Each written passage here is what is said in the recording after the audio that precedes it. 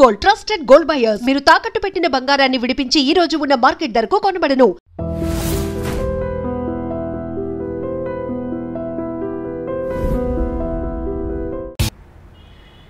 ఇది కాక అంటే ఫిల్మ్ ఇండస్ట్రీలోకి రాకముందు యువర్ ఇంటూ బిజినెస్ అని చెప్పారండి చాలామంది అడిగితే, మీ గురించి ఇంటర్వ్యూ చేయడానికి ముందు అడిగితే. అవునా, మీరు బేసిక్గా బిజినెస్ మ్యాన్ కదా? యా, బిజినెస్ కమ్యూనిటీ నుంచి వచ్చానండి నేను. చిన్నప్పటి నుంచి మాకు బిజినెస్ ఉంది, ఇప్పుడు కూడా ఉంది. మా కాంప్లెక్స్ ఉంది తెనాల్లో, ఓకేనా. అది చాలా బిజినెస్, అగ్రికల్చర్, రైస్ మిల్లు అన్నీ ఉన్నాయి మా ఫాదర్కి. ఆ తర్వాత ఇప్పుడు కూడా నేను బిజినెస్ చేస్తున్నాను. నేను ఐఎమ్ ఇన్ ద రియల్ ఎస్టేట్లో ఉన్నాను, అందరికీ తెలుసు. అది చాలా చిన్న బిజినెస్ అండి.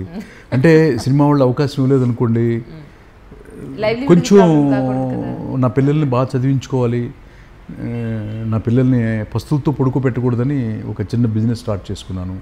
దానికి ఏదో కొంచెం హ్యాపీగానే భగవంతుడు చూశాడు, చల్లగానే ఉన్నాను. అలాగే మరి ఎంతో మంచి హిట్స్ ఇచ్చారు ఫిల్మ్ ఇండస్ట్రీకి. మరి తారక్ నుంచి మీకు పిలుపు రాలేదండి?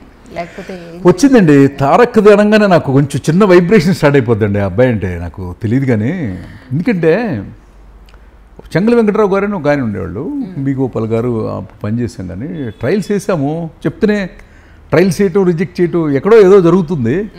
బట్ ఎప్పుడు దొరుకుతాడని ఎదురు చూస్తున్నాను సార్. ఎందుకంటే మేడం, సంపూర్ణమైనటువంటి ఆవిష్కరణ చేయాలి తారక్తో. అన్ని డైమెన్షన్లు నటించగల కెపాసిటీ, అతి చిన్న వయసులో పరిపక్వత. అసలు బిగ్ బాస్ షో చూస్తుంటే అసలు ఏమీ లేదు కదండి, అసలు ఏమీ లేదు. ఎవరో హెడ్ ఫోన్స్లో చెప్తారు షో రన్ చేయాలి. 1.5 hours చెడుగుడు ఆడేస్తున్నాడండి. ఇంతవరకు మీరంతా యాంకర్లు చేస్తుంటారు చాలామంది, ఏ యాంకరు నాకు నచ్చలేదండి. నేను చెప్తున్నాను, మీ అందరికీ కాంపిటేటర్ కాదు, నెంబర్ 1 పర్సన్ తారక్ అనమాట. అంతే. అంటే యాంకరింగ్ ఫీల్డ్కి వస్తే నెంబర్ 1 అయిపోయాడు అంతే. ఇది అసలు ఏమి ఇన్పుట్ ఏం లేదు, ఎక్కడో హెడ్ఫోన్లో చెప్తుంటారు చిన్న ఇన్పుట్, దాంతో ఆడుతున్నాడు. అట్లాంటిది ఒక పవర్ఫుల్ సబ్జెక్టుతో వస్తే అండి, నాకు తెలిసి తెలుగు కాదు, తెలుగు, తమిళ్, కన్నడ, మలయాళం 4 రాష్ట్రాలు ఒక భూకంపం సృష్టించేస్తాడు అంతే. ఆ విశ్వరూప సందర్శనం కోసం నేను వెయిటింగు, నా కథ వెయిటింగు.